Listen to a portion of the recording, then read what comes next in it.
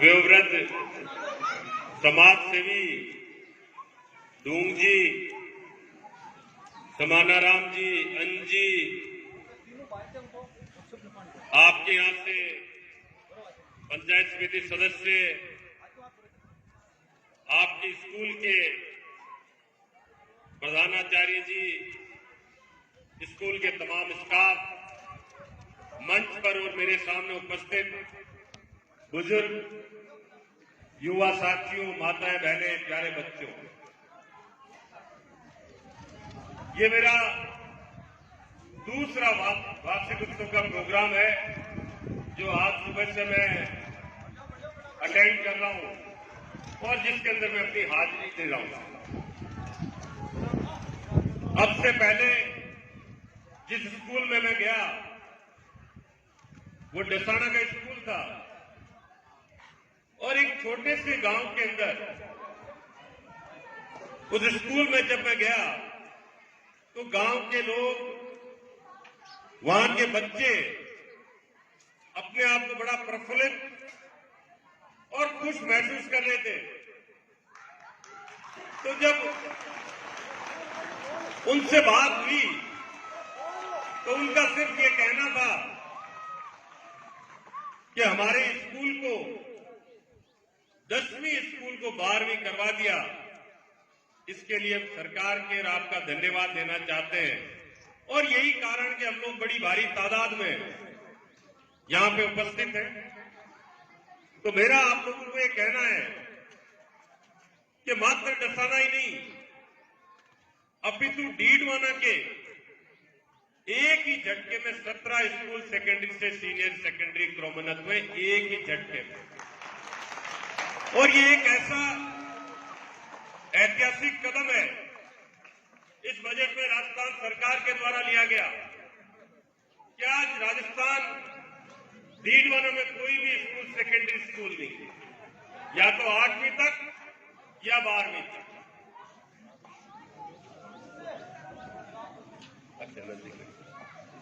तो ये इस तरह के जो कदम सरकार के द्वारा उठाए जाते हैं उनके पीछे मकसद और कारण मात्र एक रहता है कि हम किस ढंग से हमारे बच्चे या जिनको हम अपना आने वाला भविष्य कहते हैं उसको ताकत दे सके, उसके बारे में चिंता मनन कर सके। आज से पहले इधर जो बैठे हैं बुजुर्ग, उनको ज्ञात होगा कि पिछले कुछ सालों में हमारे बच्चों को हम जो सक्षम परिवार से प्राइवेट स्कूल की तरफ ले जाने लगे। एक ये मानना हो गया था कि सरकारी स्कूल में शिक्षा का स्तर ठीक नहीं है, लेकिन आप लोगों को बताना चाहूंगा कि जब से पिछले 3 साल में कांग्रेस की सरकार बनी है तब से आप लोग ये महसूस करते होंगे कि प्रत्येक वर्ष कोरोना का 1.25 साल का पीरियड छोड़ दें तो हमारे सरकारी स्कूल में वार्षिक उत्सव हो रहे हैं। हमारी सरकारी स्कूलों में जब एडमिशन का वक्त हो तब उत्सव के रूप में मनाया जाता है। शिक्षक आज इस तैयारी के साथ स्कूल में आते हैं कि हमारे यहां पे सरकारी स्कूलों के अंदर जो एडमिशन है उसकी तादाद कहीं ना कहीं जो निजी स्कूल है उससे आगे निकलती जा रही है। ये सिर्फ और सिर्फ अगर कहीं सोच है तो सरकार की सोच रहती है, उन शिक्षकों की सोच रहती है जो ये मानते हैं कि हमें एक ऐसी शिक्षा देनी है जिसमें बच्चे का सर्वांगीण विकास हो, उच्चतम स्तर तक विकास हो। और उसी के तहत आपके स्कूल की मुझे अभी जानकारी नहीं, लेकिन डसाना के स्कूल के अंदर एक बच्चे को इनाम दिया गया जिसे उन्होंने इनाम दिया सबसे स्वच्छ बच्चा, सबसे ज्यादा वो स्वच्छता अपनाता है, उस बच्चे को इनाम दिया गया। एक बच्चे को इनाम दिया गया जिसकी 100% अटेंडेंस है, हाजिरी 100% है। अगर हम इस तरह के प्रोत्साहन सरकारी स्कूलों में देने लग गए तो यकीन मानिए वो दिन दूर नहीं जब हमारी सरकारी स्कूल के बच्चे बहुत सारे स्कूल जिन्हें हम निजी संस्थान कहते हैं, उनसे बेहतर और उनसे उम्दा नतीजा, चाहे खेल हो, चाहे शिक्षा हो, चाहे सांस्कृतिक दूसरे प्रोग्राम हो, उनमें उससे बेहतर करवा के दिखा दें।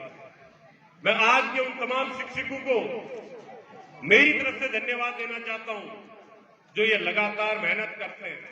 एक फोगड़ी का स्कूल है, मैंने विधानसभा में उदाहरण दिया था, एक ऐसा सरकारी स्कूल जिसके अंदर मेरिट भी तय की जाती है कि जो टॉप के ये बच्चे आएंगे इनको हम भर्ती करेंगे, बाकियों को भर्ती नहीं कर सकते।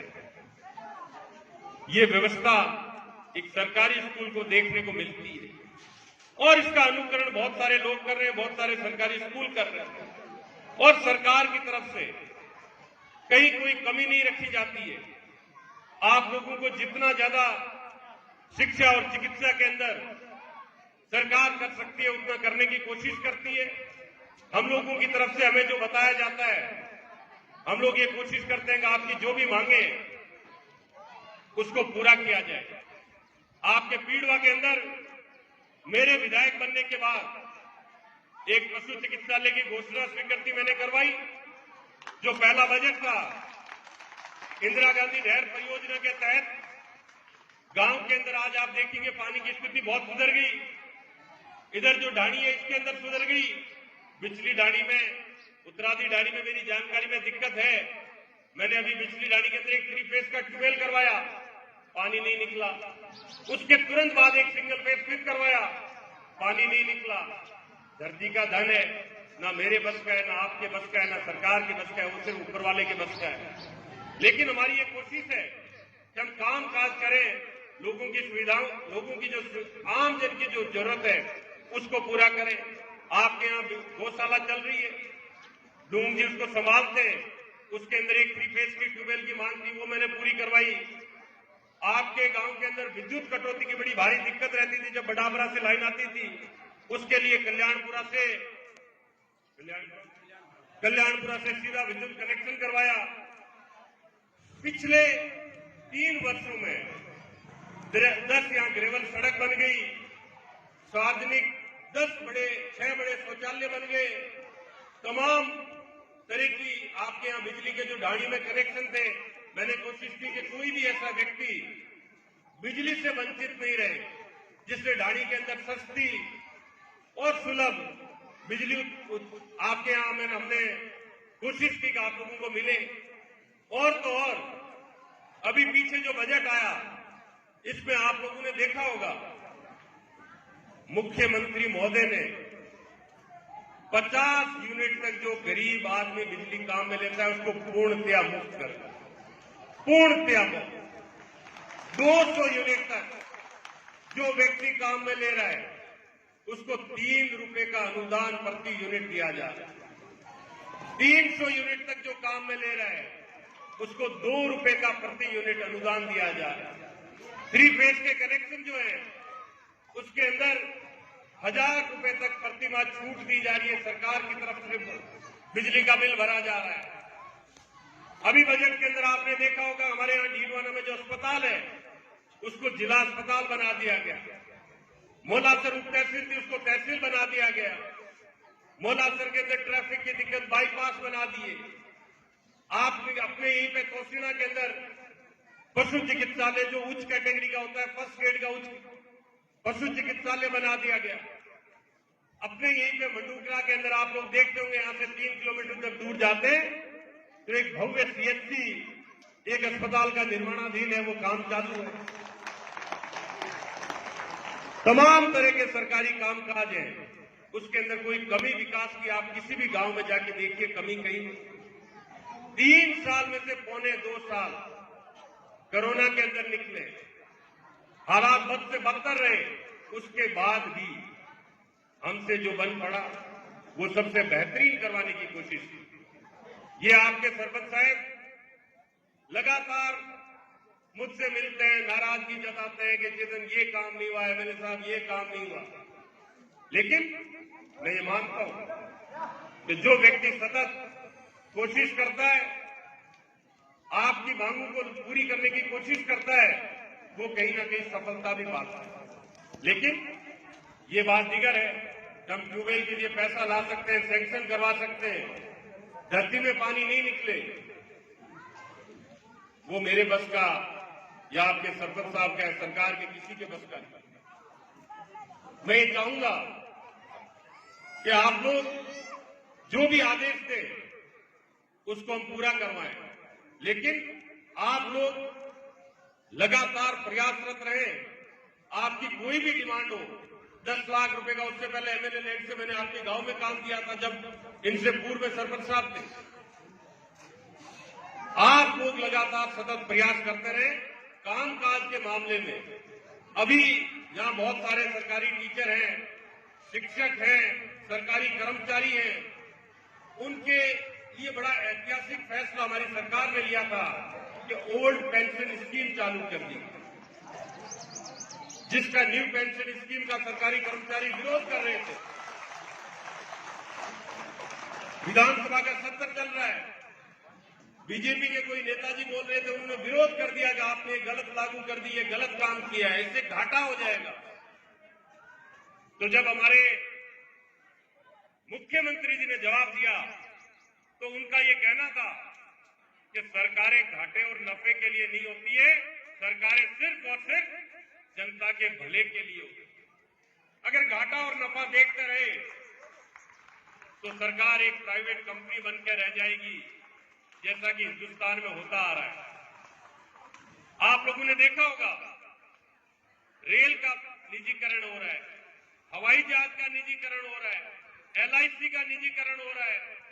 कोई ऐसी चीज नहीं छोड़ी है जिसका निजीकरण नहीं हो रहा है। महंगाई 10 रुपए की जो बिस्लरी की बोतल पानी की आती थी 30 रुपए की आ रही है। 7 रुपए हर 10 दिन में प्लास्टिक के दाने के बढ़ जाते हैं। उसके बाद भी किल्लत है देश में। डीजल, पेट्रोल, खाना बनाने वाला तेल, जो आम आदमी की जरूरत है, रसोई ये गैस का चूल्हा जिससे रसोई गैस चलाते हैं, रसोई गैस 400-500 रुपए, 400 कुछ रुपए का था, वो 900 पार हो गया। लगातार महंगाई बढ़ती जा रही है, उसके बाद भी बीजेपी चुनाव जीत जाती है। बड़ा आश्चर्यचकित करता है, लेकिन आश्चर्यचकित होने की जरूरत नहीं है। चुनाव में अभी बच्चों के स्कूल में आया हूं, लेकिन उसके बाद भी मैं कहना चाहूंगा वोटों का बंटवारा हो जाता है, वोटों का बंटवारा, और ये करने में ये लोग माहिर हैं। ये हमें समझना होगा, इस बंटवारे को अगर रोका नहीं गया तो कहीं कोई मालिक नहीं है, कोई की धड़ी धोरी नहीं है। तब जो फुटबॉल खेलने ला और तब जो जनता ने दड़ी बने वाला आ मारा से लिख लिया। आ बात 100% सत्य है। अगर आपने लोगों को बांट दिया और आपस में बंट के बैठ गए तो ये हालात बद से बदतर होते चले जाएंगे। ज्यादा लंबी चौड़ी बात नहीं करके, क्योंकि मुझे अभी 3 स्कूलों में प्रोग्राम और है, यही कहना चाहूंगा कि आपके जो काम मुझे दिए जाते हैं, बताए जाते हैं, मैं पूरी ईमानदारी से उनको करवाने की कोशिश करता हूं। और ये चाहता हूं कि जब मैं विधायक बनने से पहले गांव-गांव, ढाणी-ढाणी घूमता था तो 3-4 चीजें मेरे दिमाग में रहती थी कि इनको हमें प्रायोरिटी पे रखना है। मैंने 3 साल के इस कार्यकाल में उन चीजों में कहीं कमी नहीं आने दी। पहली चीज, अच्छी शिक्षा, अच्छी चिकित्सा, अच्छी बिजली और पीने का सुलभ पानी, अच्छा पानी, इन्हीं पे मैं कार्यरत रहा। आप लोगों ने देखा होगा एक बजट के अंदर पूरे 5 साल में एक विधानसभा के अंदर एक सीएचसी नहीं खुलती है। अपने डीडवाने में 2-2 सीएचसी खुली है। खुनखुना खुली और धनखोली खुली, उससे पहले मंडूकरा खुली। 3 सीएचसी सिर्फ इस 3 साल के कार्यकाल में खुली।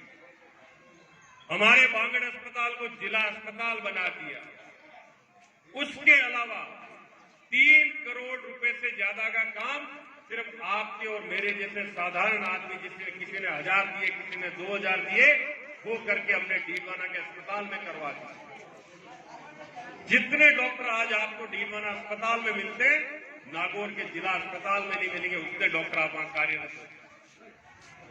बिजली की बात करें तो गांव ढाणी में जितनी ढाणियां बसी थी, मैंने मेरी तरफ से कोशिश की कि मात्र 300 रुपए में उन तमाम ढाणियों के अंदर बिजली की लाइट पहुंच जाए, उनके यहां पे एक बल्ब जलता हुआ दिख जाए। ये कोशिश मेरी रही। पानी की जितने 1800 करोड़ रुपया के लगभग पास हुआ, अभी भी ढाणियों के अंदर मेरी ये कोशिश है कि प्रत्येक ढाणी के अंदर पानी पहुंचे। अगर घर घर में नहीं, हर ढाणी में नहीं आ सकता, तो उस रास्ते में एक पानी का पॉइंट रखा जाए, जिससे वो ढाणी वाले पानी ले सके। 97 करोड़ रुपए का एक बजट पास होना है, टेंडर लग रहे हैं जो कि ढाणियों में पानी पहुंच जाए, ये मेरी कोशिश है। बिजली, पानी, शिक्षा, चिकित्सा, ये वो महत्वपूर्ण क्षेत्र है जिनमें मैं काम करना चाहता हूं और जिससे गरीब आदमी, साधारण आदमी के जीवन में सुधार आए। अभी मुझे एक मांग पत्र दिया गया जिसमें कि आपके यहां 2 कक्षा कक्ष की मांग है, पीड़वा से कुडोली सड़क का डामरीकरण करवाना। वो पीड़ वो कत्ती बड़ा डामरू जोड़ी खाना। मैं कोशिश करूंगा ये करवाऊं आपको। पीड़वा से दिग्नारी ढाणी में 1 किलोमीटर सीसी विकास पथ के नाम से इन्होंने बोला है। शिवनगरी में नहर पानी, घरेलू कनेक्शन, ये प्रपोजल पास हो चुका है। बिजली ढाणी घर घर कनेक्शन। शिवनगर देवनारायण मंदिर में हॉल निर्माण कार्य, जब मैं विधायक नहीं था तब की शायद बात है, ये मैं पैसे आप लोगों को दिलाऊंगा। और साथ ही साथ कुडोली में मेघवाल समाज भवन का चाहे तो नया बनाने की मांग है, ये मैं करवा दूंगा आपको अगले टाइम में। पीड़वा से यहाँ जो अगले मार्च के बाद है, पीड़वा से उत्तरादी ढाणी 1 किलोमीटर डामर की सड़क स्वीकृत की। अब ये पीड़वा वालों ने डामर मांगी है, लेकिन कुडोली कुछ ढाणियां हैं वो बड़ी भारी मांग रखते हैं कि हमारे भी डामर कहीं ना कहीं जुड़ जाए। तो मैं ये कोशिश करूंगा कि आप लोगों के दोनों के बीच में समावेश हो और वो सड़क मैं बनवाऊं, क्योंकि उन ढाणियों को भी डामर की उतनी जरूरत है जितनी आपको। ये मैं इसमें लिखा नहीं, अपनी तरफ से बता रहा हूं आपको। एक यहाँ गौशाला से लेकर दिखरानी ढाणी तक डामर सड़क के लिए बात हो रखी थी, वो एडिशनल चीफ के पास फाइल गई है। हो सकता है आने वाले चंद दिनों में वो डामर की सड़क भी आपके सैंक्शन हो जाएगी। ये तमाम तरह के काम, इसके अलावा भी जो आप कहेंगे वो सारे मैं मेरी तरफ से करवाने की कोशिश करूंगा। आपने बुलाया उसके लिए बहुत बहुत धन्यवाद। उम्मीद करता हूं कि आपकी तमाम जरूरतों के काम जो हम लोग, चाहे आपके सरपंच साहब हो, चाहे मैं निजी तौर पर हूं, हम लोग पूरा करवाएं। अंत में ये प्रार्थना करूंगा कि ऊपर वाला मालिक आपको खुश रखे, तरक्की दे और आपके परिवार में सुख शांति बनी रहे। राम राम साहब।